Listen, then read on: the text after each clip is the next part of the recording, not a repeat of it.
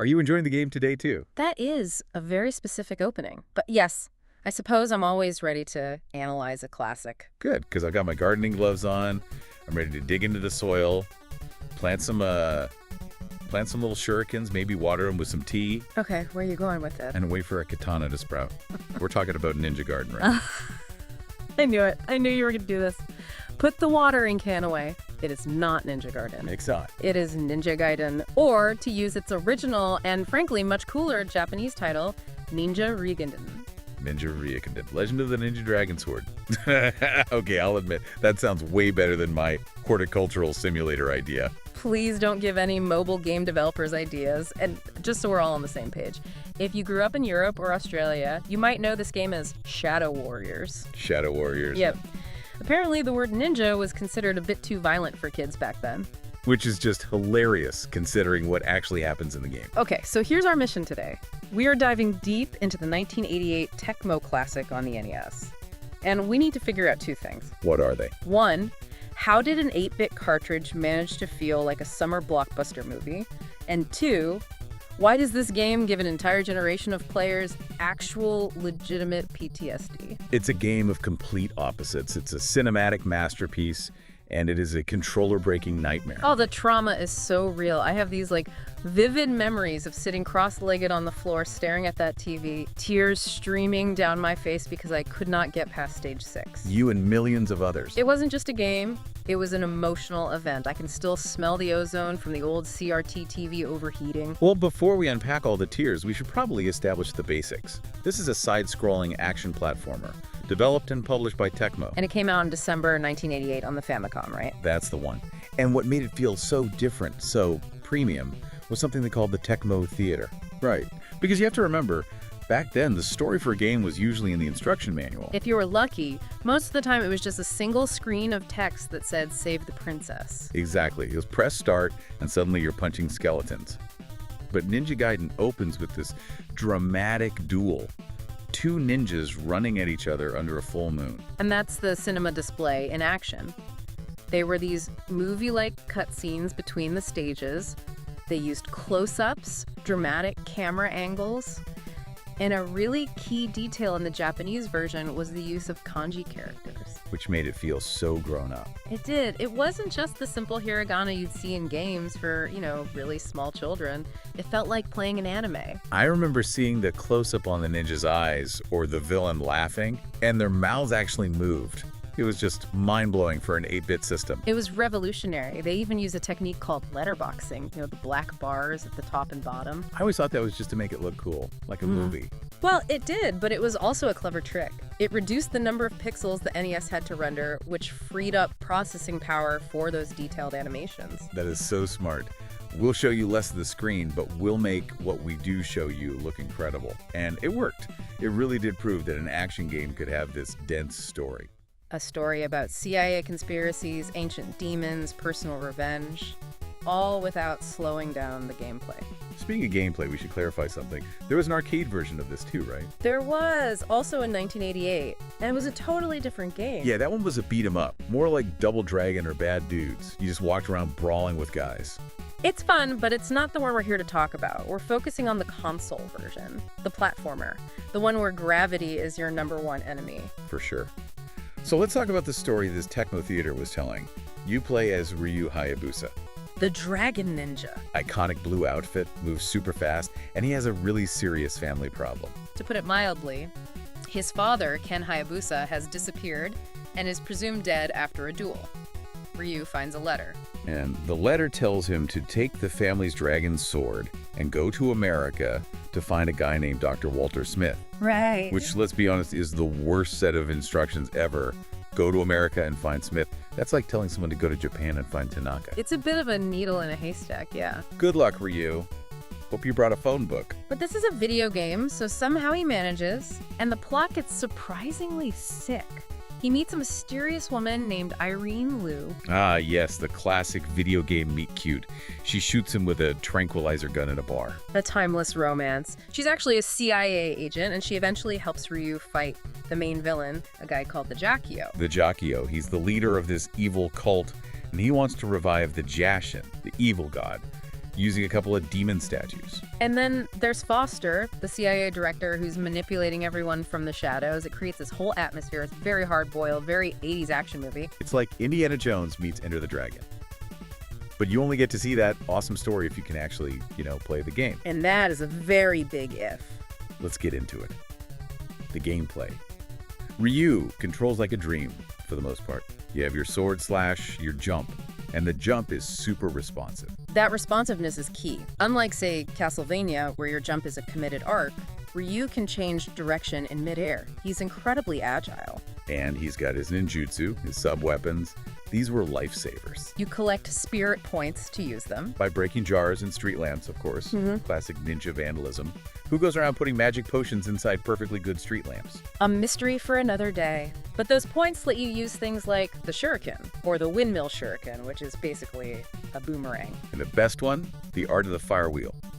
It surrounds Ryu with flames and makes you invincible for a little bit. If you find the fire wheel, the game briefly stops trying to kill you. But the real signature move here is the wall action. Yes. The wall cling.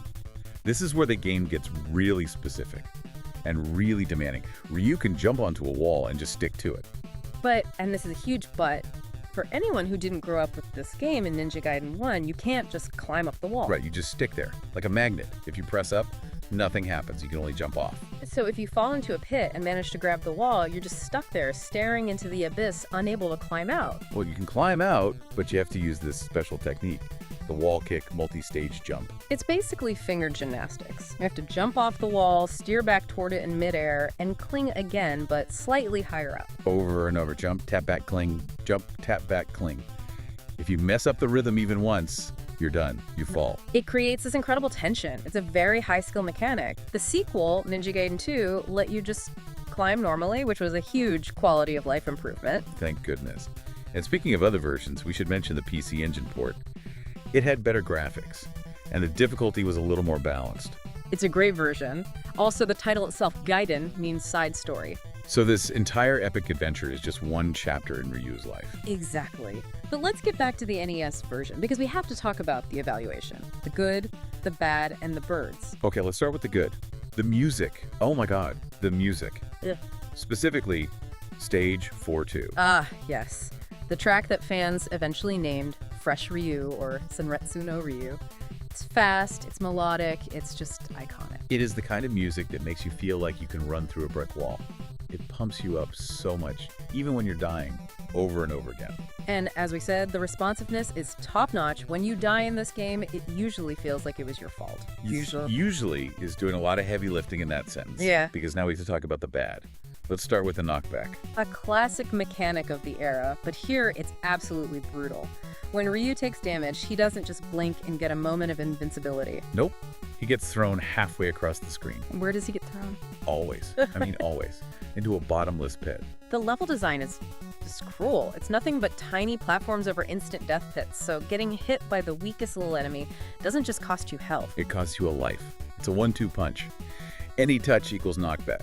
Knockback equals pit. Pit equals screaming into a pillow. And then there's the enemy respawn system. The infinite respawn.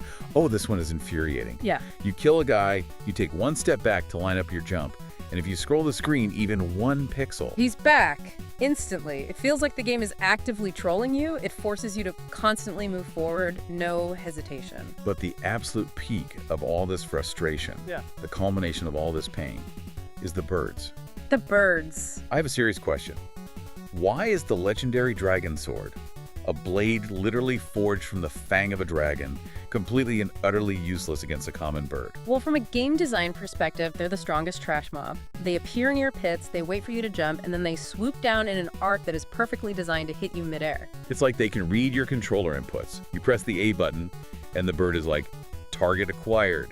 And the damage. A guy with a machine gun does what? 1 point of damage? The bird does 3 chunks of your health bar. It's absurd.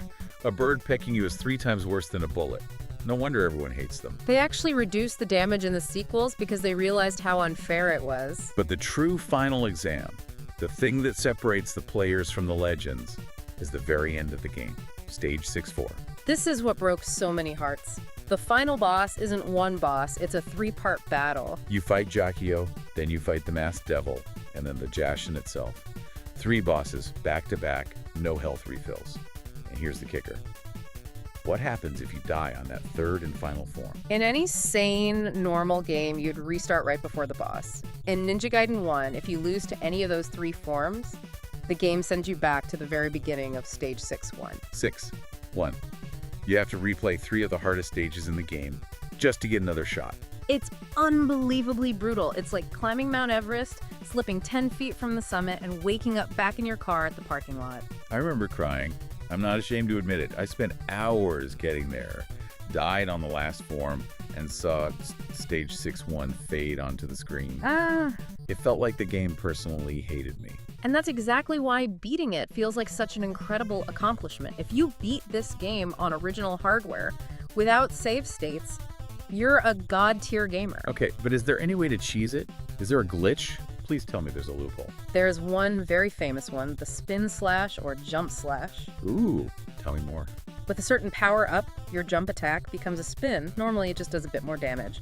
But because of a programming bug, if you time it right, the slash can hit an enemy multiple times in a single frame. So you basically turn into an 8-bit blender. That's a perfect way to describe it. You can one-shot bosses, just drain their entire health bar in a split second. Yes, take that, Jaquio. But because this is Ninja Gaiden, even the cheat has a trap. Of course it does. If you use the glitch, and your attack reduces the boss's HP to exactly 0, sometimes the game gets confused. The boss's health bar will be empty, but they won't die. They just keep fighting and you can't win. So you cheat the game, and the game cheats you back by trapping you in an unwinnable purgatory. Yeah. That is diabolical. It teaches humility, but despite all this, or maybe because of it, the game left a huge legacy. Yeah, we got sequels, Ninja Gaiden 2, The Dark Sword of Chaos. Which many consider the best of the trilogy. It introduced the Shadow Clones, which were these orange copies of Ryu that mimicked your attacks. That was so cool. It doubled your firepower, and you could climb walls properly. That was the biggest upgrade. Then came Ninja Gaiden 3, the ancient ship of doom, which had vertical scrolling stages and made you fall a bit slower, still incredibly hard though. And then, after a long break, the series came back in the modern era. With the 2004 reboot on the Xbox, just called Ninja Gaiden, Team Ninja took that 2D difficulty and translated it perfectly into 3D. That game was also unbelievably hard. I guess pain is just part of the brand identity. It seems to be. And Ryu himself became an icon, showing up in Dead or Alive in the Warriors games. And that theme song, Senretsu no Ryu, it gets remixed in almost every game he's in. It's his anthem. So when you look back at the original NES game, what's the final verdict? Is it a masterpiece or is it just abusive? It's a masterpiece of what we'd now call the die and retry or death game genre. It established cinematic action. Before this, action game heroes were just sprites jumping around. Ninja Gaiden gave them a soul. And a sense of rage. You can't forget the rage. The rage is part of the experience, the feeling of accomplishment when you finally beat that final boss after being sent back to 6-1 a dozen times. You can't buy that feeling. You have to earn it. That's true. Maybe the difficulty made us tougher kids. Or maybe it just gave us a lifelong hatred of birds. It definitely taught us perseverance. Or maybe just stubbornness. You know, when you think about modern games, with their easy modes and rewind features, which I use all the time, by the way, it does raise a question. It does. Have we lost the art of gaming perseverance? There's something special about a game that refuses to compromise, that demands you rise to its level. Ninja Gaiden never apologizes for being hard. That's pretty deep. It's like the game is a really strict teacher. A strict teacher who throws you into a pit if you fail a test. An apt analogy. Yeah. Well, whether you're a ninja master or someone who can't get past the first bird, Ninja Ryukenden is a piece of gaming history that absolutely demands respect. Absolutely. A true legend of the Dragon Sword. Will the game be fun tomorrow, too? Have a nice game.